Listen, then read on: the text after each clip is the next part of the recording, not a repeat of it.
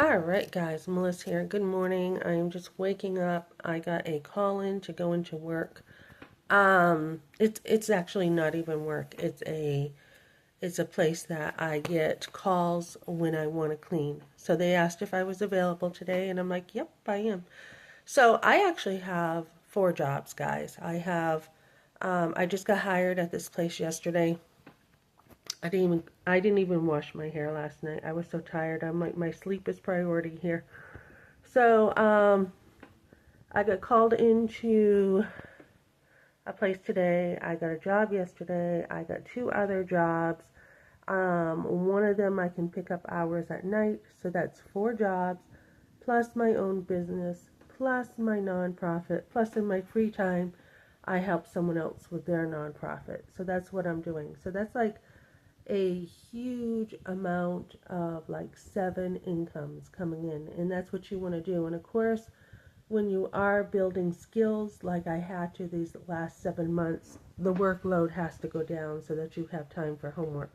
And that's kind of how you have to do it. You have to have the support while you're learning new skills. So I will be continuing to learn new stuff as I have time, but that is the foundation I built. So I won't be going to church today, and that's fine. There is someone else who is looking to start up a church. Um, and we'll see where I am going to church next week. So, but this week, I did listen to a sermon this morning. I do listen to sermons. My main mission is the gospel, even with everything I'm doing. And I will pull together some other businesses within my business and within my nonprofit. But it is gospel centered, and it's to lead women to Christ. Now, I did meet someone this week, and it is really important to know who really is looking for God and who isn't. Are you your brother's keeper? Are you really your brother's keeper? There are a million people who make excuses not to go to church. You can be very good to people and they'll be like, oh, I'll never step into a church again because of what this person did to me, when you have spoken truth to them and they don't like it. So I had met someone this week who said, they're Catholic, and Catholic is the only way to go because they've been around 2,000 years, and anyone who believes anything different is not the real faith. Now, am I going to witness to this person? No. This person was actually, from what I saw, going around and spewing the Catholic philosophy in a place that it didn't really belong. Um, there are people who are divisive. I'm not going to pick up something like that with somebody who's just really being divisive. I'm not going to do that. Could he blame me for not sharing the real gospel with him and stuff, and blame me that he may never walk into a church again if I actually confront him? He could, he could, but he could also, go on his way, which I think he would with being really divisive. So that is something that I don't waste my time on. And everybody's accountable themselves before God. You cannot look at other people. You cannot put other people on a pedestal. I mean, we have, Chip and Joanna Gaines right now, who gained a lot of popularity. And, people are falling away from the Christian faith because of their example. You can't ever put someone on a pedestal, and I don't think God is ever going to give you that excuse either.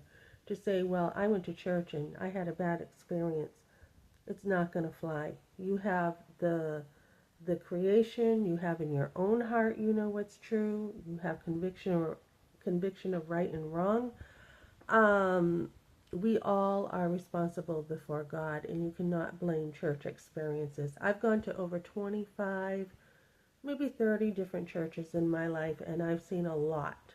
And I'm telling you, I have seen a lot.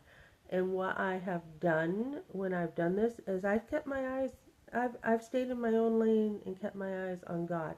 That's what I did. And I would ask questions like, why do you do this or why do you do that? And I'd be like, well, I don't really agree with this and I don't really agree with that. So you really cannot, put people on a pedestal, guys. And if you do, that's your choice, right? It's your choice to look at other people. You need to make sure when you die, you're held accountable to God. It's not going to fly to say, well, so and so wasn't a good example to me, so I didn't go to the church anymore. You can't be doing that.